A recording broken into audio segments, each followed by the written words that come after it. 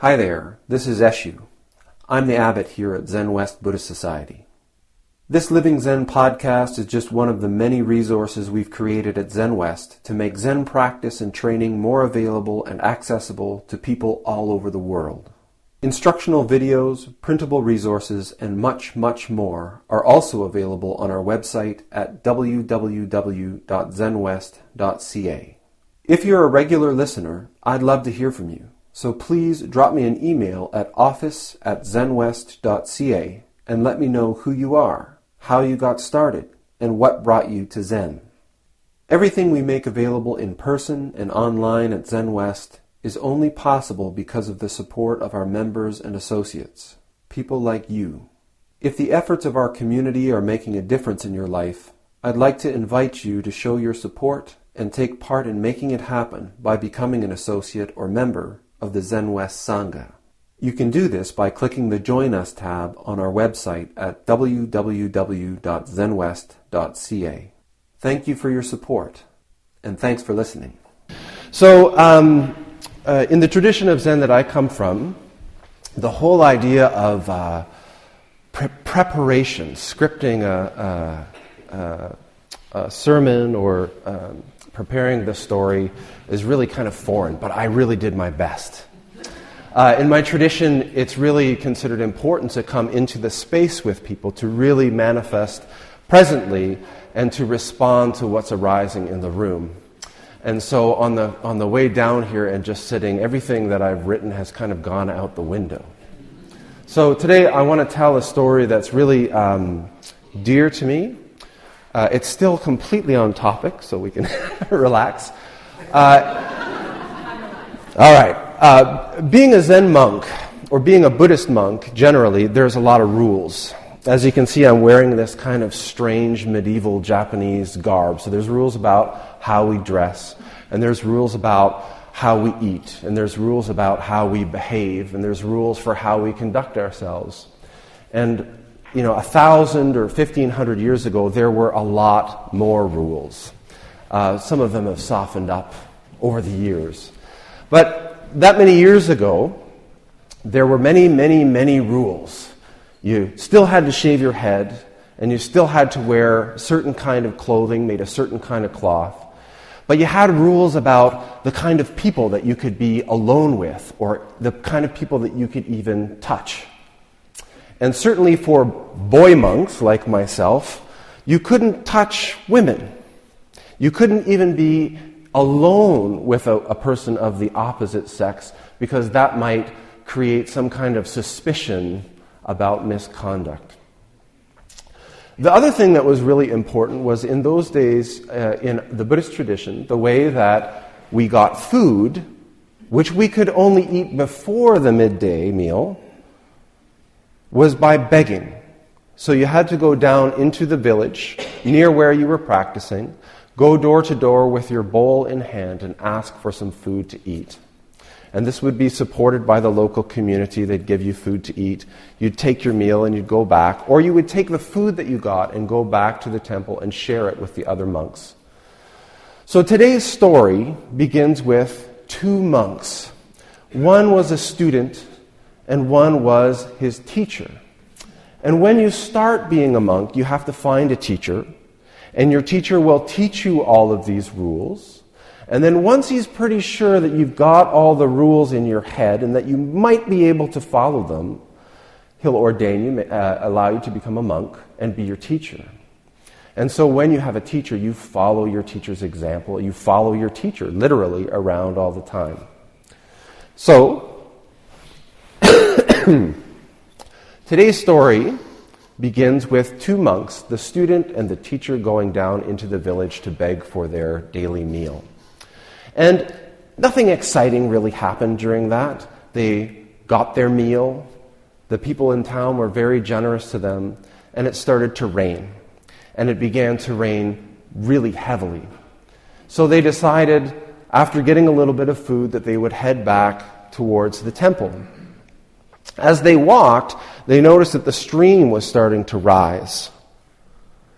And it was getting higher and higher. And they started to notice that the bridges that normally went over the streams were being flooded. and people were getting stuck on either side.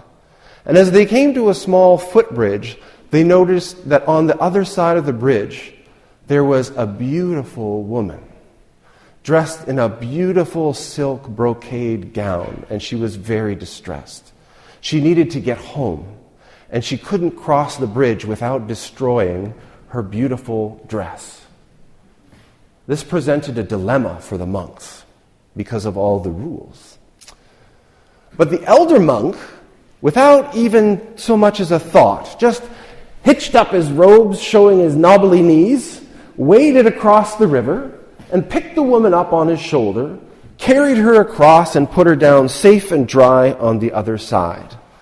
Undid his robes, readjusted them, and continued back on the way to the temple.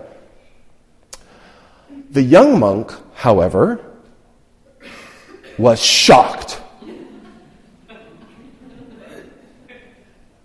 All of the rules that he had learned about how it was so important to keep your practice pure, to keep your mind pure, to keep your body pure, how you had to eat in a certain way and dress in a certain way, and certainly not associate with women or sling them on your back. But of course he wanted to be respectful still to his teacher, so all the way back, walking in his teacher's footsteps. But finally, when they got back to the temple, finally when they were indoors and dry, they weren't in public, the student completely lost it. How could you do that? I left home. I gave up my father's career prospects. I gave up the opportunity to be married. I gave up the opportunity for everything in life so that I could come and study the Dharma, this spiritual teaching. You gave me the rules. You shaved my head. You taught me these things. And without even a thought, you went and grabbed that woman and carried her across the river. How could you? And the elder monk simply turned to his student and said, I put the woman down at the other side of the river. Why is it that you are still carrying her? And with this young monk had an awakening. And that's the end of the story. First, I'd really like to thank you I'd like to thank all of you for inviting me to come and speak here today. I'd really like to thank Hillary for that rendition of anthem. When I was in training, one of the monks who was there was Leonard Cohen. And I think he would have thought you're a much better singer than he is. Yeah. So today, when I was asked to speak, and we figured out dates that I could speak here, when Zenwest is kind of closed for the holidays. Otherwise, there's no way I could be here on a Sunday. We have our own services. But when it's this time of year, I think that we are all aware, in the Buddhist tradition, on the 8th of December, we celebrate Jodo, which is Awakening Day. In the Christian tradition, they have Christmas. We have the solstice as well. It's a time where we all like to acknowledge the change from days that are getting shorter to finally this change where little bit by little bit the light starts to return. I'm from Ontario originally, so I can say that there's a difference actually here on the West Coast. You notice, boy, it's good when you start, the days are going to start getting longer again. Good.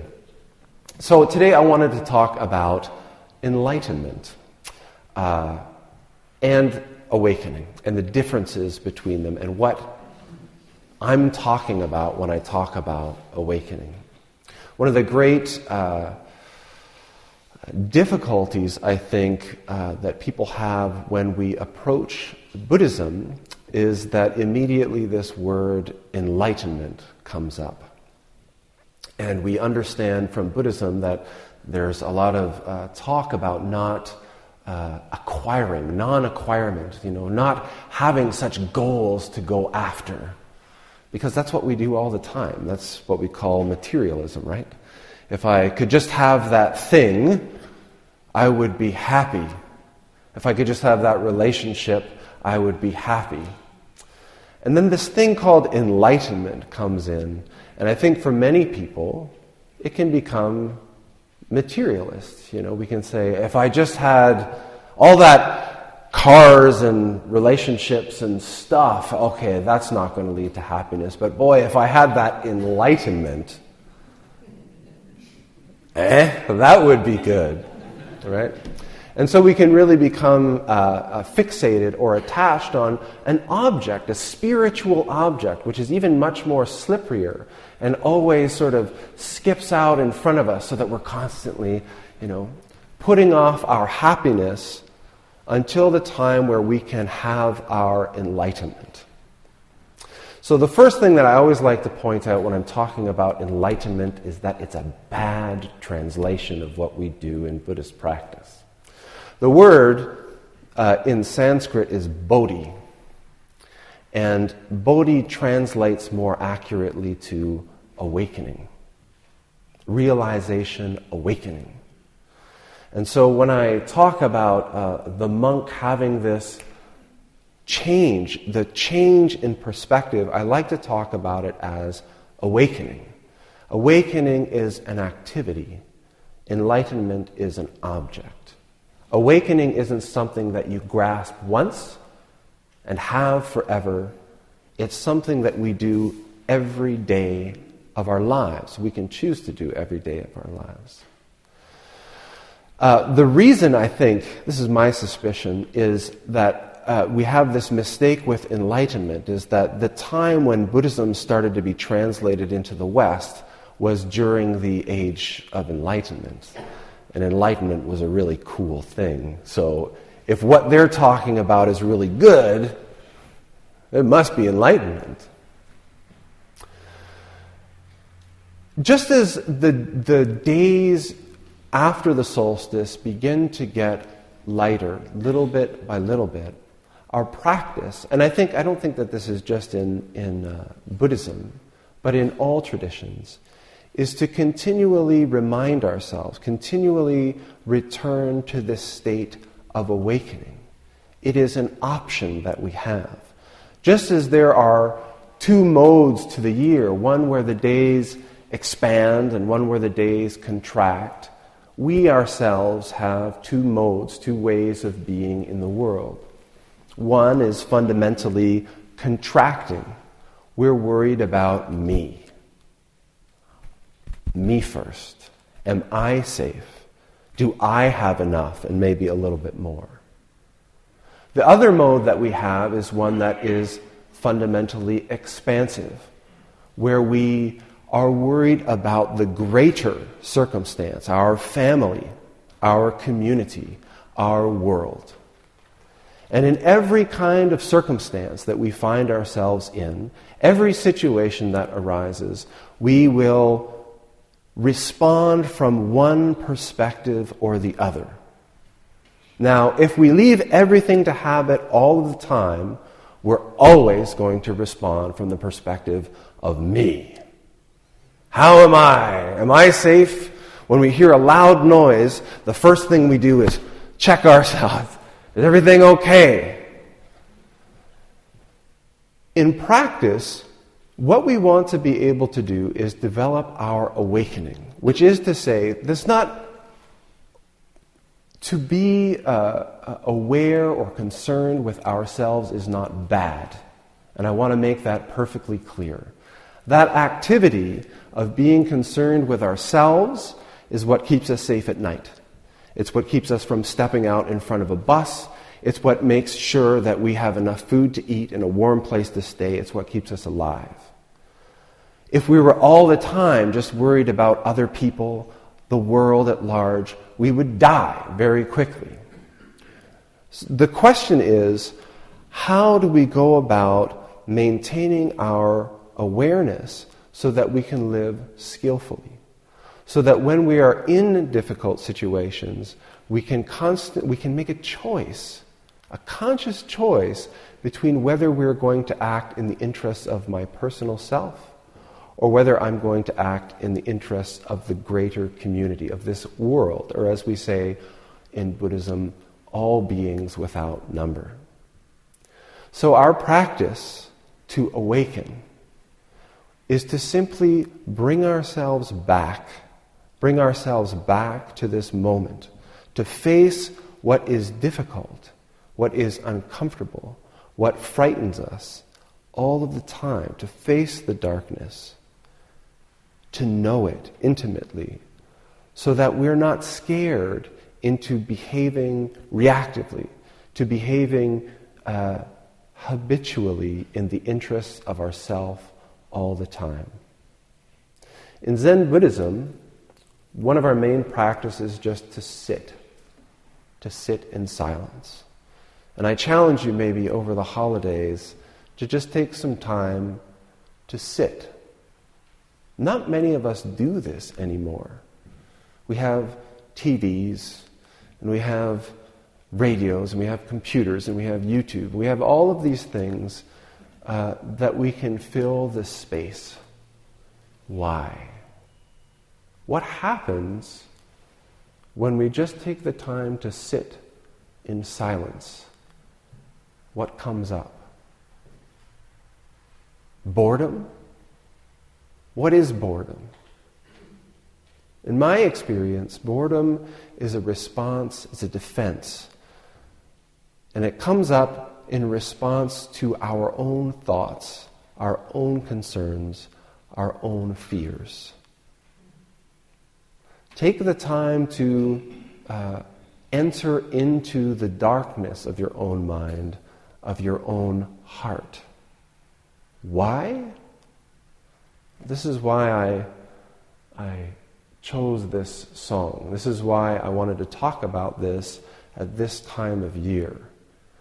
Awakening, really seeing the light in the darkness, really having this opportunity to wake up. It seems always follows this shadow, the awareness of this shadow. In another tradition, they say, the dark night of the soul. In this story that I told today, this young monk had to have that crisis, had to have everything that he believed, all of these habits, all of the rules turning around, and just like a pinprick, this skillful teacher that's how the light gets in. When we live, we have a choice. Each of us was raised by parents, by our community, by our society. Each of us has a whole system of habits, behaviors that we've rehearsed for our entire lives. And it's totally possible for us to go through our entire lives asleep, just running on the program that we've received from the time that we were little children. In the Zen tradition, we call this living like a ghost, clinging to weeds and grasses. And our practice is aimed so that we can wake up. So that rather than just being a robot in our lives, we can actually have the opportunity to wake up and live. This life is precious.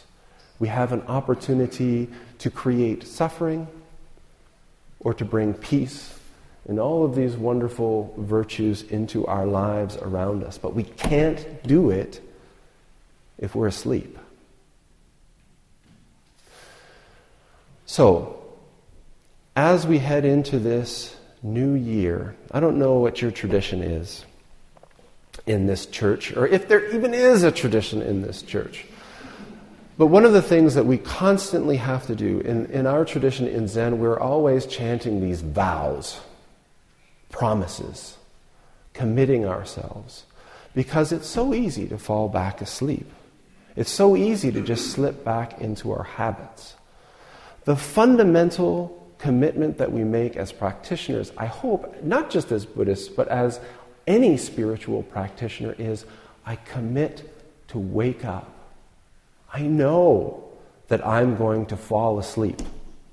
I know that I'm going to slip into habits. As this song says, Leonard Cohen was an ordained monk. He knows about practice. When he says, forget your perfect offering, none of us is going to be awake all the time. Nobody wants us to promise to be awake all the time. It's not a promise we can keep. But our promise can be to continuously make the effort to awaken, wake up. So each year, as we come towards the new year, I think maybe forget about weight loss. Forget about, I don't know, all the other things that we can promise. All of that will take care of itself, I think, if we just uphold the simple vow, promise, commitment, effort to wake up. Thank you. Thanks for listening to the Living Zen podcast. If you follow Living Zen through iTunes, I would very much appreciate it if you would take a moment to let me know what you think about it by rating or reviewing the podcast, so that new listeners can also hear what you have to say. Thank you for your time and for your support.